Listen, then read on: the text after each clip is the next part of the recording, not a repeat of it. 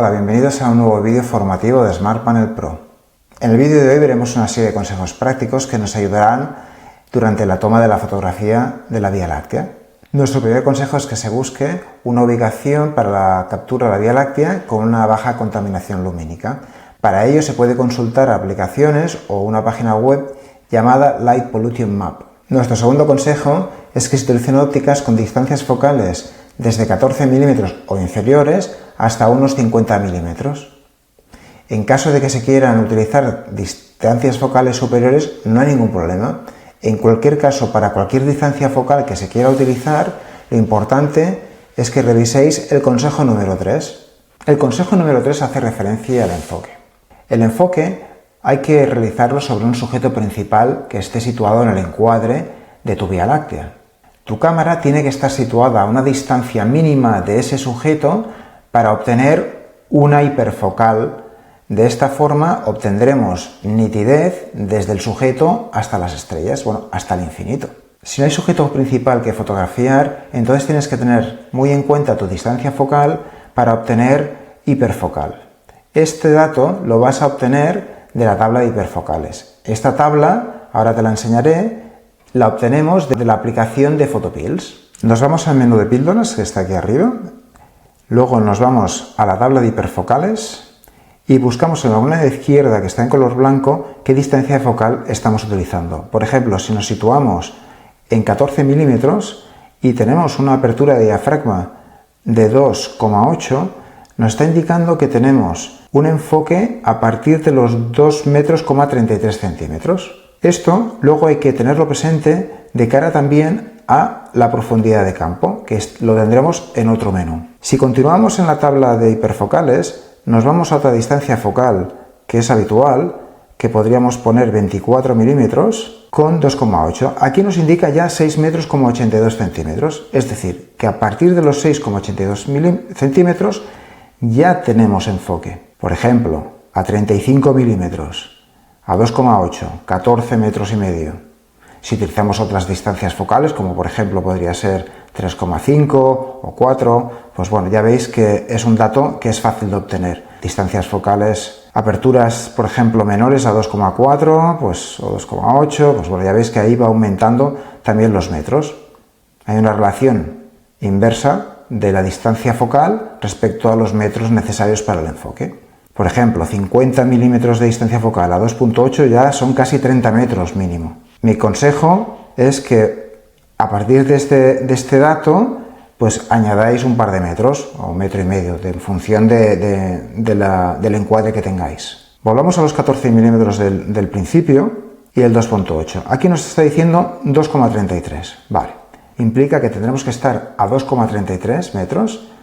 Con este dato nos vamos a ir a la tabla de profundidad de campo y revisando que tengamos bien configurada la distancia focal aquí en el menú, 14 milímetros, si ponemos otra nos va a confundir, pero pongamos 14 milímetros, y vemos que a 2,8 tenemos hiperfocal a 2,33, es decir, coincide con lo que hemos visto antes. Por lo tanto, mínimo, el sujeto tiene que tener una distancia para seguridad de 3 metros. A partir de ahí ya sabemos que estará enfocado. Como veis, a partir de 2,5 metros, a una apertura de 2,8, distancia focal 14 milímetros, estamos consiguiendo ya infinito. Por lo tanto, tenemos la certeza que el sujeto estará enfocado. Pero por seguridad, recomiendo que estés mínimo a 3 metros. El quinto consejo hace referencia a obtener estrellas como puntos, de forma que evitemos ese rastro. ¿Esto cómo se obtiene? Considerando dos reglas. La primera, la regla de los 500, que consiste en dividir 500 entre la distancia focal que estás utilizando. Eso te dará el tiempo máximo de exposición. La segunda regla se llama NPF y es una regla que considera un cálculo matemático en la cual juega el tamaño del sensor y eso también te dará un tiempo máximo de exposición. En ambas reglas, Photopills nos aporta información muy práctica. Estamos en el mismo menú de píldoras y nos vamos al menú de estrellas como puntos. Revisemos también que está bien configurada tu cámara y tu distancia focal. En este caso vamos a poner 14 milímetros Y como veis, la regla de los 500 da 36 segundos. Esto no quiere decir que tengáis que fotografiar una exposición de 36 segundos, sino que dice que como máximo 36 segundos, podéis hacer menos. O sea, a partir de los 36 segundos, pues obtendrás trazas en lugar de puntos. La regla anterior NPF es mucho más precisa y en este caso a 14 milímetros aconseja no más de 18 segundos. Por lo tanto, lo importante es considerar ambas reglas y aplicar tu experiencia y sentido común. En nuestro caso te aconsejamos que, por ejemplo, a 14 milímetros, pues fotografíes sobre los 25 segundos. Si fotografías a 24 milímetros, nos daría 21 segundos máximo a reglas de los 500. Te aconsejamos no superar los 20. Si vamos a 35 milímetros, sobre los 14, es decir, no superar los 14 en ningún caso. Y a 50, pues no superar los 10. Nuestro sexto consejo va asociado a la ISO. Cada cámara es un mundo y se comporta de una forma diferente ante el ruido. La configuración habitual es sobre los 3200 ISO. Sí que es cierto que hay cámaras que soportan mucho mejor ese ruido y cada situación es diferente. Por lo tanto, conoced vuestra cámara y en función de la contaminación lumínica de vuestra escena, pues ir jugando con diferentes ISOs hasta que os sintáis confortables con el resultado. Nuestro séptimo y último consejo hace referencia al balance de blancos.